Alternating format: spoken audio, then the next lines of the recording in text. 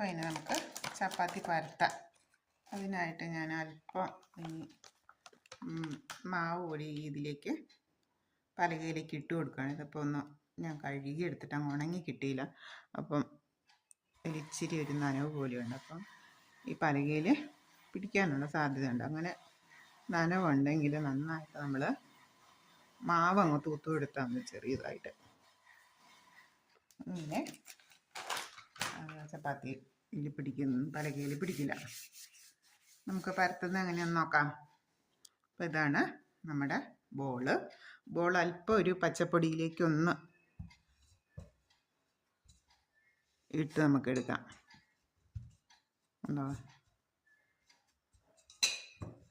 പച്ചപ്പൊടിയിലൊന്ന് മുക്കി സ്വല്പം നമ്മുടെ കൈ കൊണ്ടൊന്ന് പരത്തിയെടുക്കാം. ഉണ്ടോ? ഇതുപോലെ പരത്തി കിട്ടി കഴിയുമ്പോഴേക്കും നമുക്ക് ഇനി ഈ ചപ്പാത്തി കോല് വെച്ച് നമുക്ക് പരത്തിയെടുക്കാം. ഇങ്ങനെ വട്ടം കറക്കി സൈഡെല്ലാം ഇട്ട് കൊടുക്കുക. ഉണ്ടോ? ഈ മാവ് ഇങ്ങനെ നമ്മൾ ഇട്ട് കൊടുത്തിട്ടുണ്ടെങ്കിൽ പിന്നെ ഈ പലകയിലേക്ക് പിടിക്കില്ല. ഇനി പ്രസ് ഉള്ളവർക്കാണ് എളുപ്പമുണ്ട്.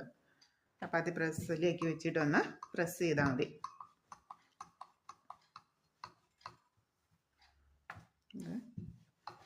പെട്ടെന്ന് പരത്തിയെടുക്കാം കേട്ടോ.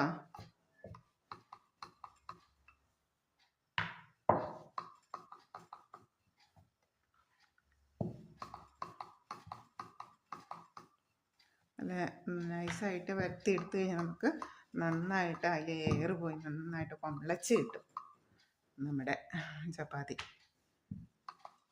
ഉണ്ടോ? ഇത് പലകയിലൊന്നും പിടിക്കുന്നില്ല. പിടിക്കാതിരിക്കാനുള്ള കാരണം ഞാൻ കഴുകിയെടുത്തപ്പോൾ ചെറിയൊരു നനവുണ്ടായിരുന്നു. അപ്പം അതിലേക്ക് ആവശ്യത്തിന് മാവ് ഒന്ന് തൂത്ത് കൊടുത്തു, മാവ് പൊടി. അപ്പോൾ നമ്മുടെ ഒന്നാമത്തെ ചപ്പാത്തി ഇതുണ്ടോ നല്ല വിജയകരമായിട്ട് നമ്മൾ പരത്തിയെടുത്തു.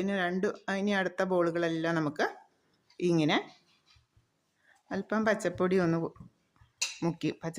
മുക്കിയിട്ട് കൈകൊണ്ട് ഇങ്ങനെ ഒന്ന് പരത്തിയെടുത്താൽ മതി. പരത്തിയെടുത്ത് വീണ്ടും നമ്മൾ ഈ പലകയിലേക്ക് വെക്കുന്നു.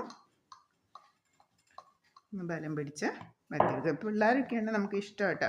പിള്ളേരോട് പറഞ്ഞാൽ മതി, അവർ പെട്ടെന്ന് പരത്തി തരും. ചപ്പാത്തി പരത്താനും പിള്ളേർക്ക് ഇഷ്ടമായിരിക്കും.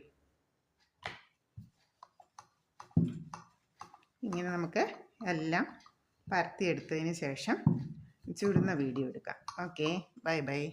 അടുത്തൊരു വീഡിയോ ആയിട്ട് അടുത്ത ദിവസം കാണാം.